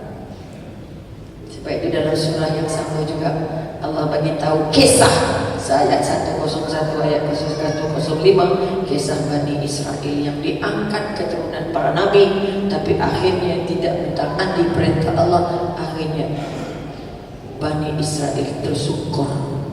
Sebab itu Allah ingatkan kita sekali lagi, dalam Isra Mi'raj dibuktikan bahawa Rasulullah sangat tinggi martabatnya untuk kita meyakini semoga kita yang jadi umat Muhammad juga martabatnya tinggi daripada orang-orang lain. Tapi sayangnya hari ini kita nampak martabat kita jauh lebih rendah dari orang lain. Ini yang sangat membimbangkan Rasulullah. Maka sekali lagi, cinta Rasulullah bukan dipimpin, bukan diselawat. Cinta Rasulullah mengangkat karakter sebagai kekasih Allah sepenuhnya, meyakini malaikat menjaga sepenuh kehidupan kita, dan akhirnya buku itu akan diangkat untuk diberikan kepada kita di masyarakat. Mudah-mudahan kita akan mampu menyemak diri. Aku rasa tak isteri tengok aku takut ke, malaikat tengok yang takut. Kita takut orang lapor ke, takut malaikat lapor. Kita takut NCR, ISO ke, takut NCR dengan Allah. Kita jaga NCR dengan majikan tapi tak jaga NCR dengan Allah, kita sakit. Sebab itu jangan sampai sakit terlalu parah sampai tak mampu diangkat sebelah. Anak kita sudah sangat parah sebenarnya. Kita ada kulit sebagaimana Rasulullah Yusuf Wadawi kata, hari ini umat Islam tinggal jasad tanpa roh, yang berjalan hanya mayat-mayat saja. Sebab mereka tidak mencintai agama sebagaimana Nabi mencintai agama. Mereka tak mampu berkorban jiwa raga untuk mempertahankan agama. Siapa lagi kalau bukan kita? Mudah-mudahan kita sebahagian dari yang diberi Allah kesempatan mempertahankan agama, sabar mempertahankan agama, sabar untuk meninggalkan perintah Allah, dan sabar untuk melalui ujian-ujian Allah dengan cara yang diridhai.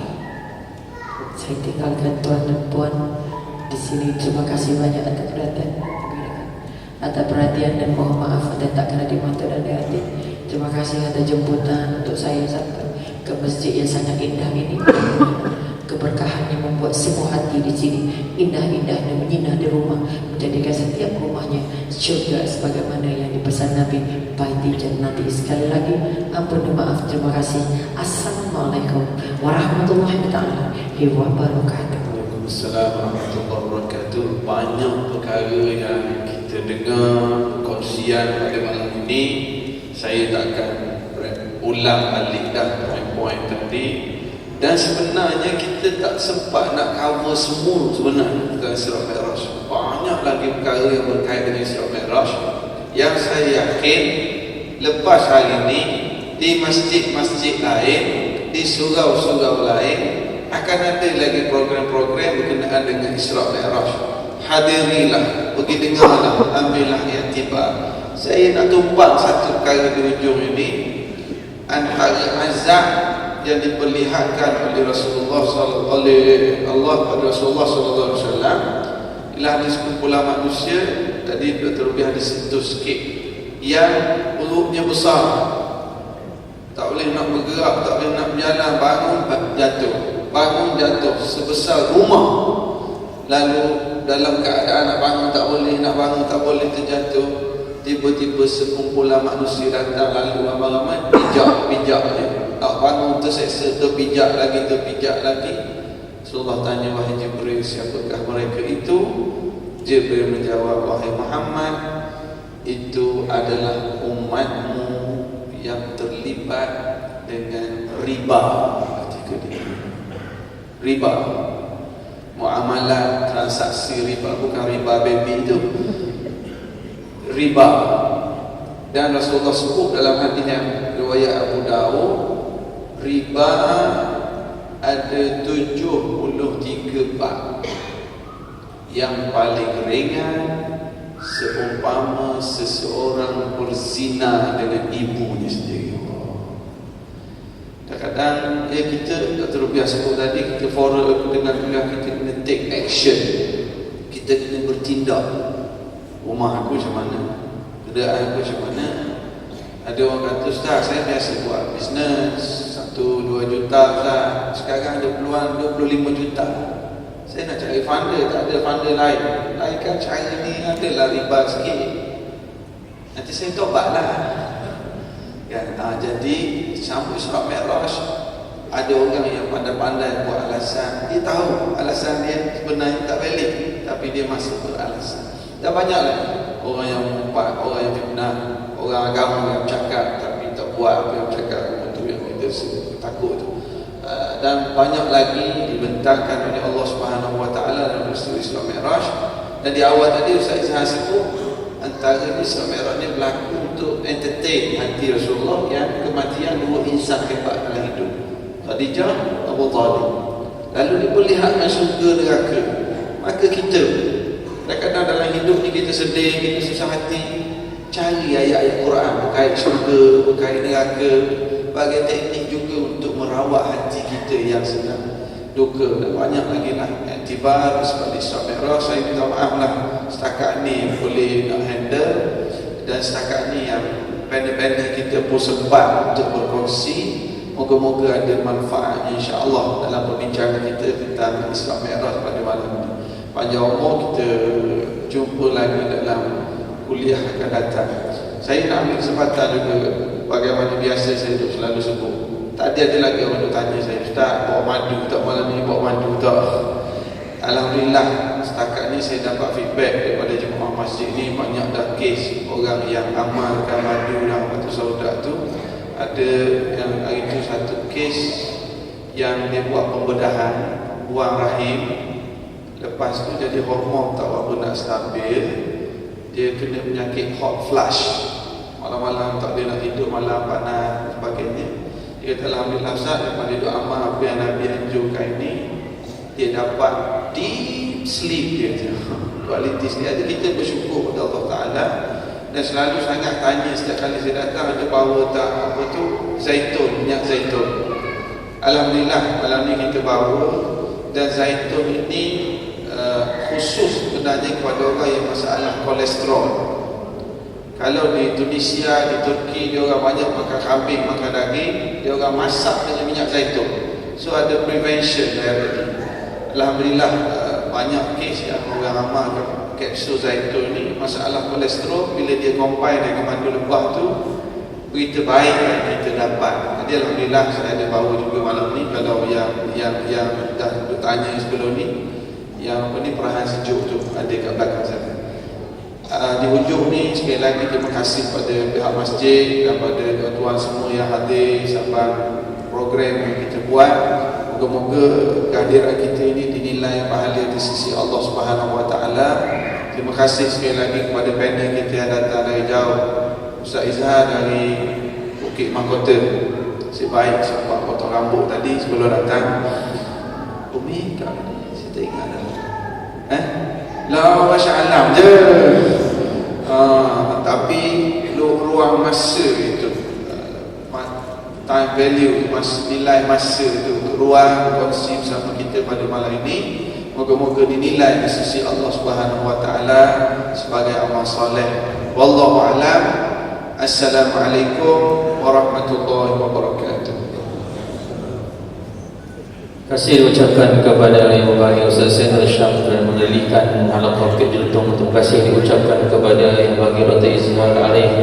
Terima kasih kepada Yang Bahagia Dr. Rubiah P. Hamzah di atas kupasan yang menarik tadi mengenai rahsia di suri Isra Mi'raj. Tuan dan puan hadirin dirahmati Allah, jangan lupa hari Selasa bersama dengan Habib Ali Zainal Abidin dan rakaman Al-Kuliah bersama Ustaz Zul Ramli pada hari Khamis malam Jumaat 15 hari bulan. InsyaAllah kita berjumpa lagi pada bulan akan datang. Aku qawli hadza wa astaghfirullahal azim wa li wa lakum. Assalamualaikum warahmatullahi wabarakatuh.